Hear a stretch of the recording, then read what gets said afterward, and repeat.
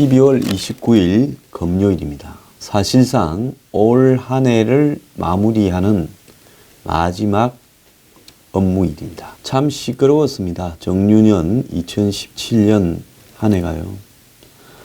저도 태어나서 이렇게 시끄러웠던 해는 처음 봅니다. 탄핵이 있었고 탄핵 직전까지 대통령이었던 사람이 탄핵 직후에 구치소로 갔습니다. 대선이 있었고요.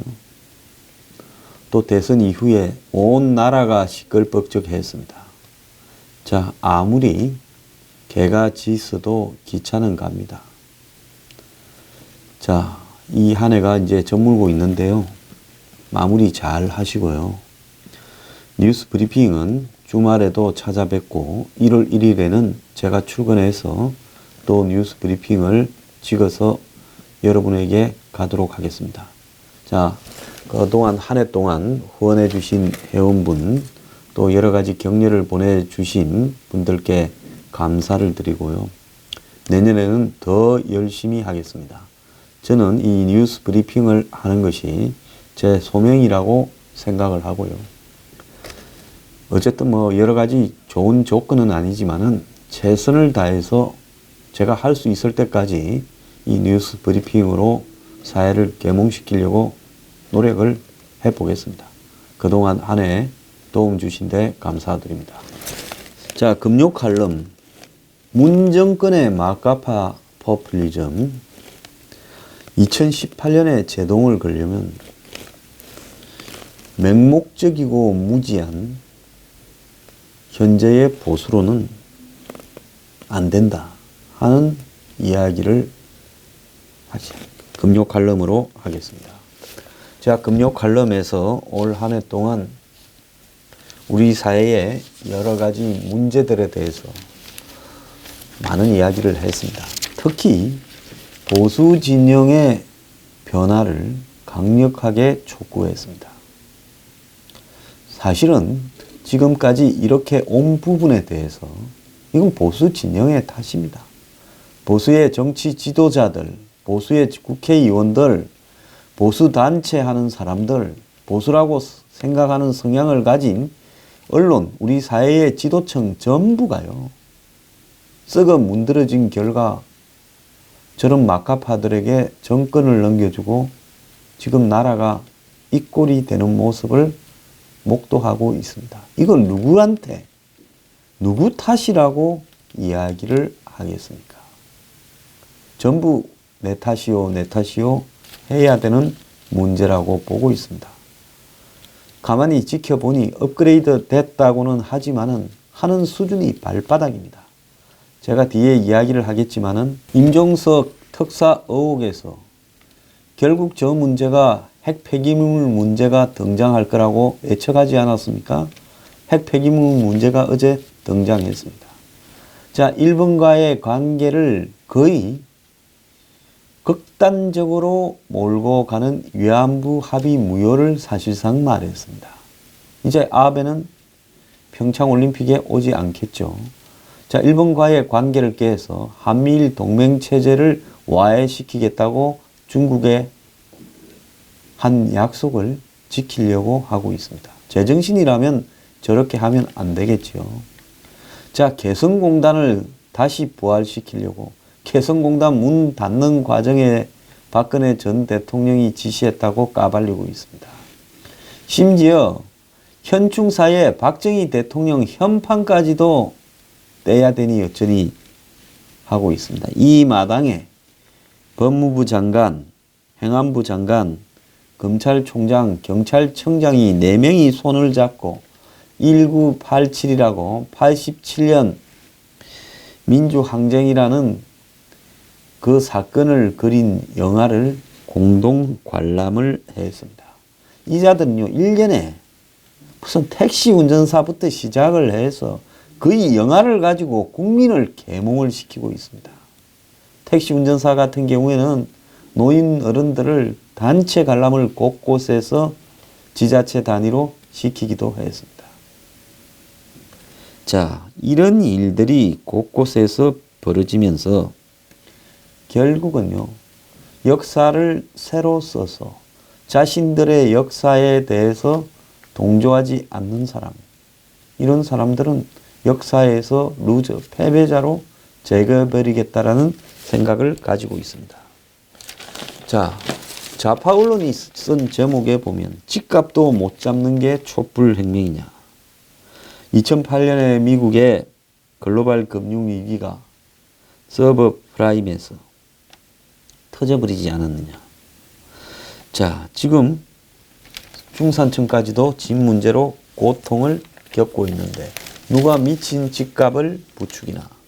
비트코인이 가계부채의 내관이 된다 부터 시작을 해서 2018년에 물 빠질 때를 대비해야 된다. 한국 경제가 지금 글로벌 경제 회복으로 무슨 성장이 어쩌니 하고 있지만은 골병은 골병대로 들어가고 있어서 자신의 실체를 목격하게 될 때 이미 늦었다. 이런 이야기도 지금 나오고 있고요.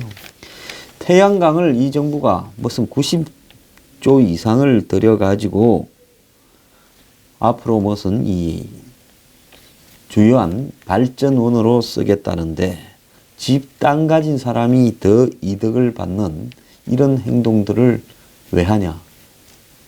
지금 한간에는 권력 실세들이 신재생에너지 사업에 뛰어들고 있다라는 소문까지 난무하고 있습니다.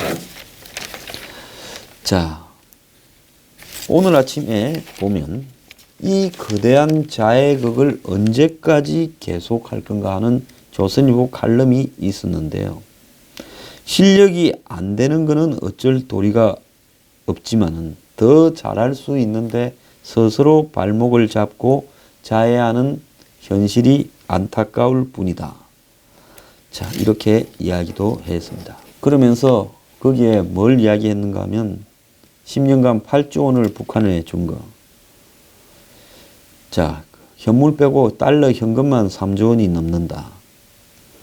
그리고 에너지 정책에 향후 100조를 투입하게 된다는데 원전을 하면 25조만 될 일을 100조로 쓰는 것이 이것이 제정신이냐. 그리고 최저임금 인상으로 일자리가 줄기 시작했다. 그리고 정부가 위안부 합의 파기라는 판도라 상자를 열고 전 정권의 위안부 합의 문제의 잘못이라는 것을 다 까발렸다.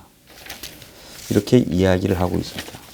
그리고 다른 한편으로 이 정권은 소통 강박증에 빠져가지고 쇼통을 하고 있는데 얼마나 가관인가 하면 제천 참사 현장을 대통령이 방문하고 나서 지지율 69%에서 72%로 바뀌었다. 자, 그래서 과거 정권에는 대형 참사가 나면 정부 인기가 하락했는데 이번 정권에는 현장 방문으로 대통령 현장 방문으로 인기가 올랐다. 그러다 보니 이제 인이 특별전 해가지고 KTV에서 제천 참사를 쇼통에 이용을 했죠. 자, 여론조사 회사 이따위로 하면 나중에 문 닫는 수가 생길 수 있습니다. 이런 짓거리 계속 더 하세요. 아무도 믿지 않는 여론조사 너네들만 70%라든지 80%라든지 마음대로 하라는 거예요.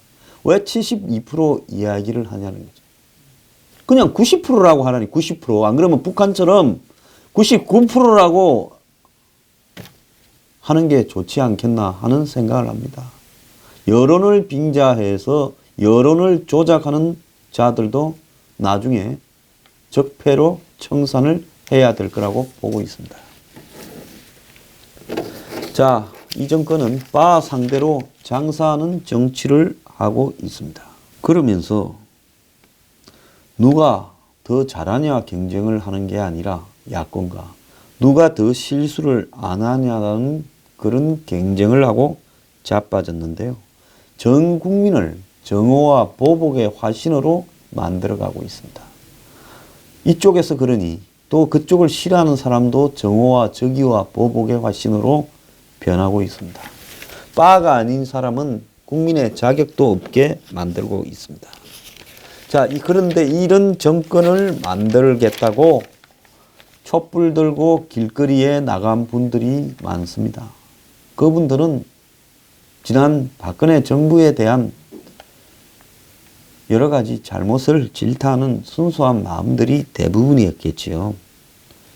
자, 그런데 그런 촛불의 의미를 모두가 이 주사파들이나 친북, 종북, 운동권, 직업운동권, 그리고 현 여권들이, 현 정권이 자신을 지지한 국민이라고 지금 착각을 하거나 착각을 하도록 만들고 있습니다.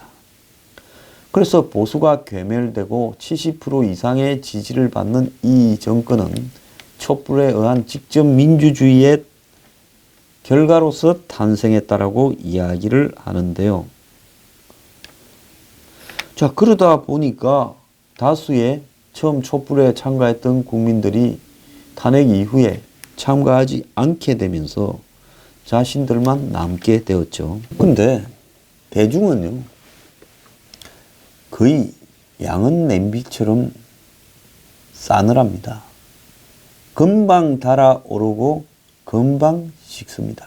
자, 그래서 이 정권은 아무리 자신들을 정통성을 억지로 만들고 임시정부를 개성하는 김구 이후에 역사를 가진 정권이다.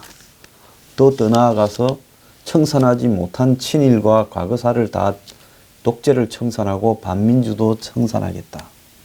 때가 어느 때인데요. 21세기에 먹고 사는 문제가 목에 걸린 인간이 왜 점점 더 가난해질까? 삶이 더 왜 팍팍해질까?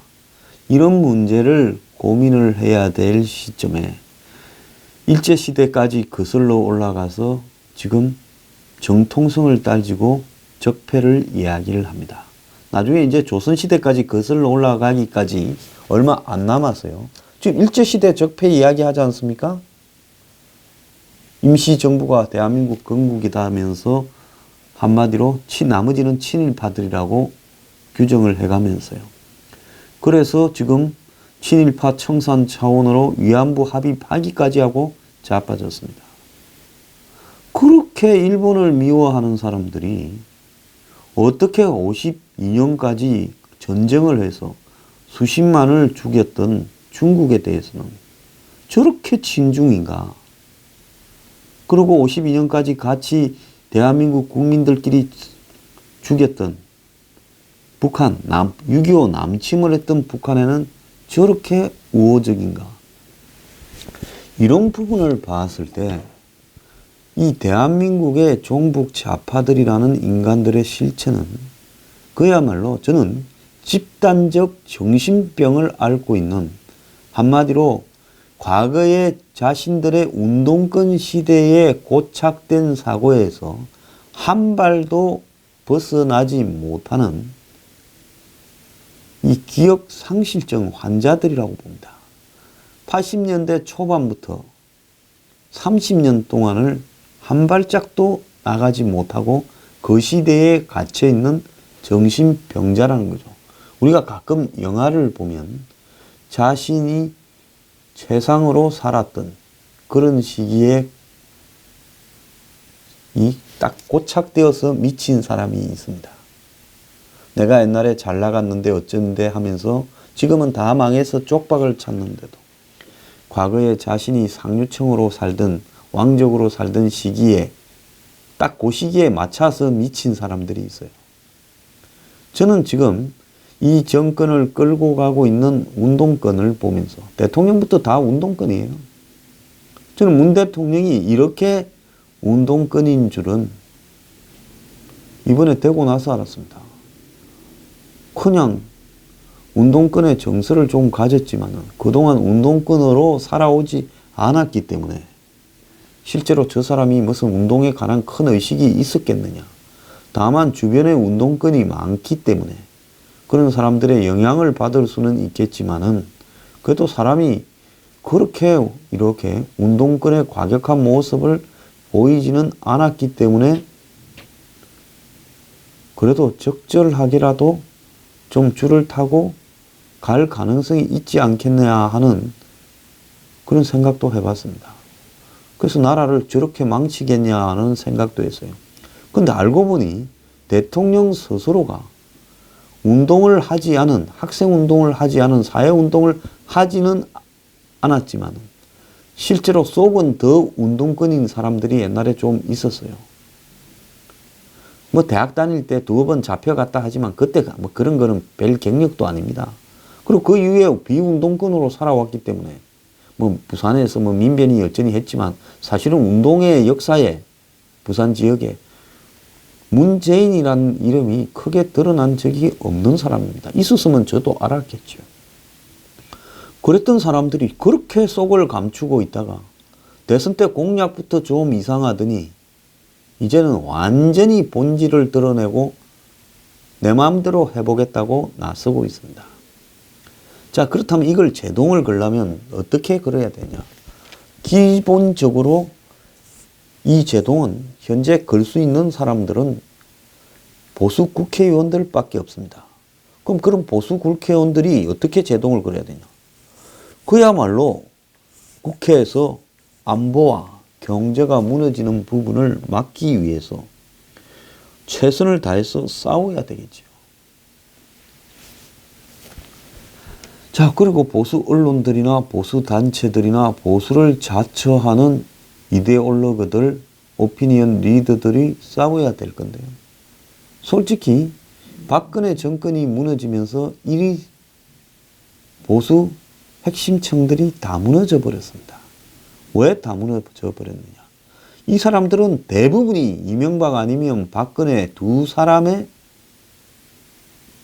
한마디로 붙어있던 보수들이지, 독자적으로 보수의 가치를 지키고 가야 된다라면서 자기 철학을 가진 사람들이 거의 없었습니다. 과거에 보수라는 것이 관변에서 출범을 했지만은 좌파 10년을 거치면서 관변 보수를 조금은 벗어나는가 했는데 우파 9년 동안에 다시 관변 보수로 회귀해서 보수 언론은 관변 언론이 되어버렸고 보수 단체는 관변 단체가 되어버렸고 보수 정치인들은 한마디로 의용 정치인으로 전락해버렸습니다. 독자성이 없고 자기 철학이 없고 투쟁력이 없고 반성도 할 줄 모르고 비전도 없지요.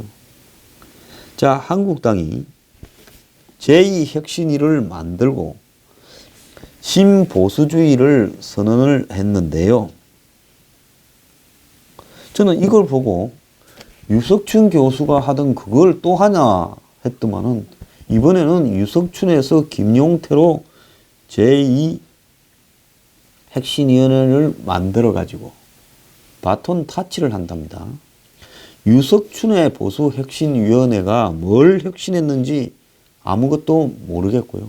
홍준표라는 대표의 한마디로 당에 대한 주도권을 강화시키고 정적을 척결하는 데 앞장섰다라고 저는 생각을 하고 있는데, 근데 신보수주의 선언을 발표하면서 1기는 임기를 마쳤고 2기 혁신위가 열린다고 했습니다.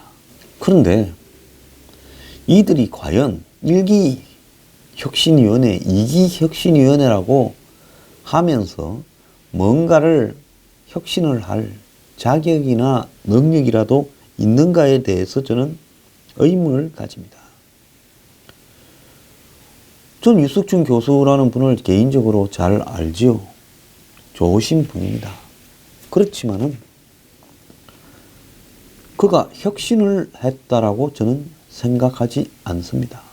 퇴행을 했다고 생각을 합니다. 그분의 문제가 아니라요. 한마디로 용역을 준 사람이, 하청을 준 사람이 누굽니까? 홍준표 대표지요. 한마디로 일을 할 범위를 정해가지고 요렇게 내한테 유리하도록 일을 하라고 하청을 줬기 때문에 그 용역을 받은 업자는 거기에 딱 맞게 일을 해서 납품을 한 겁니다.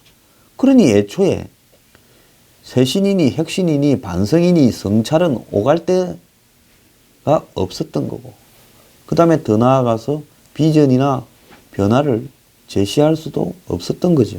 홍 대표는 대선 직후에 휴식을 취하면서 SNS를 통해서 한국당의 신보수주의를 언급을 했죠. 미국에 가면서 미국에서 아마 페이스북에 올렸던 내용이라고 봅니다. 그래서 제가 그때 홍준표의 신보수주의는 이거는 틀리다. 차라리 그냥 손자나 봐라. 미국 가서 오지 말고. 그렇게 말을 했습니다. 제가 이렇게 말을 하면 듣기 싫은 사람이 많이 있을지 모르겠는데요. 저 세상 물정 많이 하는 사람이고 정치도 해봤습니다. 공직에도 있어 봤고요. 이 될 싹인가 안 될 싹인가는 잘 압니다. 지금 저런 식으로 해가지고 다음 대선에 또 출마해서 그때는 문정권이 완전히 자빠져 있을 거니까 우리는 입만 벌리고 있으면 홍준표 내가 대통령 당선된다. 아마 이렇게 생각을 하고 있을 겁니다. 제가 이게 옛날에 부산에 제 어릴 때 이랬습니다. 애나 콩이다 그랬습니다. 무슨 말이냐? 김칫국 마시지 말라는 소리예요. 웃기고 있습니다. 정말로. 그러면서 그때 뭐라고 했습니까? 당의 혁신을 신보수주의로 하겠다면서 기존 보수가 재벌과 족벌을 두둔하던 이미지가 더 씌워져서 이를 탈피하기 위해서 서민 중심 경제를 강조하고 당내 개파 척결을 했는데요. 자, 그래서 혁신위원회의 첫 작업으로 혁신선언문을 통해서 한국당 신보수주의에 기초한 혁신을 통해 가치 중심의 정당으로 환골탈퇴한다. 그러면서 이 혁신안에 경제정책 혁신안, 서민중심 경제 등도 이야기를 했었죠. 근데 그동안에 서민중심 경제와 관련해서 뭘 했는지 저는 알 수 없습니다.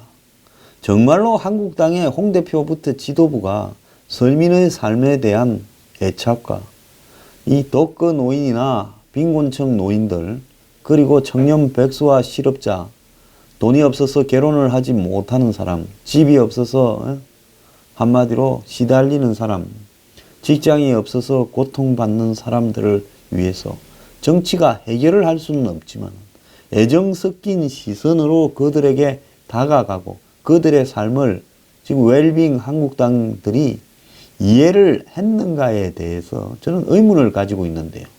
어제 이 길을 시작하면서 다시 신보수주의 선언이라고 했는데 이 2기의 신보수주의 선언에 있던 가치들이 2기 혁신위원회에서 논의된다라는데 솔직히 전혀 기대하지 않습니다. 그 밥에 그 나물이 벼락을 맞아도 배날까 말까 한데 기본적으로 위기 때마다 그때 살짝 간판만 바꿔답니다.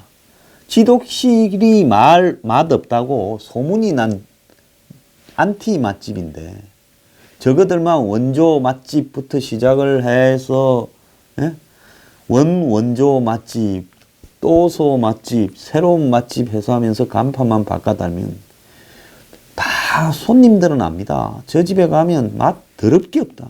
가격은 비싸다. 기본적으로 손님한테 신경은 안 쓴다. 그러면서 SNS에 홍보만 냅다 해야 된다. 다 아는 겁니다. 자, 제가요. 보수가 저는 잘 되어서 정말 올바른 보수의 가치관이 확립되어서 제정신을 차린 보수 지도자 정치인 밑에서 진짜 이 땅에 어렵고 힘든 사람, 희망이 없는 사람들이 너무 많습니다. 국민 대다수가 그리 되어가고 있어요. 그런 사람들의 입장을 포용할 수 있는 그런 정당으로 갔으면 합니다. 저는 정치에 대해서 별로 욕심이 없는 사람입니다. 별로가 아니라 전혀 욕심이 없는 사람입니다. 그러니까 홍준표 대표도 욕하고 유승민도 욕하고 안철수도 욕하고 여기저기 다 까지요. 제가 눈꽃만큼이라도 그런 가능성에 대해서 집착한다면 이런 말을 하지 못할 겁니다. 근데 여기에 방송을 들으시는 시청자들에게 제가 한 말씀 드리자면요. 제 뉴스 브리핑 댓글만 보더라도요. 정오와 맹목적인 정오와 적대, 문재인을 문재앙이라고 부르면, 문벌처라고 부르면, 문벌구라고 부르면 속이 시원해져서 그 사람이 빨리 자빠질 거라고 보십니까? 저보고 문재인의 대통령이라고 부르지 말라고 명령조로 이야기하던 사람도 있어요. 남들 좋아서 부르는 줄 아십니까? 당신들과 같은 사람이 되기 싫어서 문재인 대통령이라고 불러는 주는 겁니다. 나도 속으로 대통령 같아라고 생각하진 않습니다. 맹목적인 정오와 욕설과 적대감을 가지고 몇만 명이 몰려다닌다고 그것이 나라의 발전과 전혀 상관없다라는 것은 지금 인이 하고 싶은 대로 해라고 하는 문파들이 실체를 보여주고 있습니다. 그런데 문파들을 보면서 저것들은 사람 같지 않다고 경멸하는 사람들이 제 유튜브에 댓글 다는 분들일 겁니다. 그런데요, 그분들 또한 문파와 뭐가 다른가? 저는요, 제가 이 유튜브 하면서 후원비 많이 들어오고 이러려면 간단한 방법이 있습니다. 제 계좌 앞에 쫙 걸어놓고요, 누구 살리자부터 시작을 하면서 문재인 나쁜 놈이다 하면서, 예? 딱 구미에 맞추게 안성맞춤으로 제가 메뉴를 짜서 방송을 할 수 있습니다. 그러면 구독 올라가고 조회 올라가고 광고 뭐부터 시작해서 회비 들어오고 후원비 들어오고 주머니가 두둑해지겠죠. 그래가지고 살아가면 됩니다. 이걸 직업으로요. 그런데 제가 하루에 수십 차례씩 야 이놈아 박근혜 욕하지 마라부터 왜 홍준표 까냐 한국당 욕하지 마라, 황량수 저 사람은 보수를 분열시킨다. 보수 그거 단결해가 뭐 하려고 합니까? 썩은 보수를 단결시켜서요. 더 썩어서 몽땅 같이 썩자고 그렇게 하는 겁니까? 문재인 정권은 때가 되면 반드시 망할 겁니다. 그리 오래 걸리지도 않을 수 있습니다. 문제는요, 그런 문재인을 망하게 하고 썩은 보수가 집권을 하면 그것은 정의입니까? 그건 아니죠. 그날까지 우리는 스스로를 변화시켜야 됩니다. 댓글 다는 것부터 변화하려고 노력을 하세요. 솔직히 댓글 모양을 보면 정말 저런 정신으로 다시 보수가 집권을 한들 나라가 제대로 될 수 있겠냐 하는 생각이 듭니다. 아마 보수에서 욕 제일 많이 처먹은 사람이 저라고 보는데요.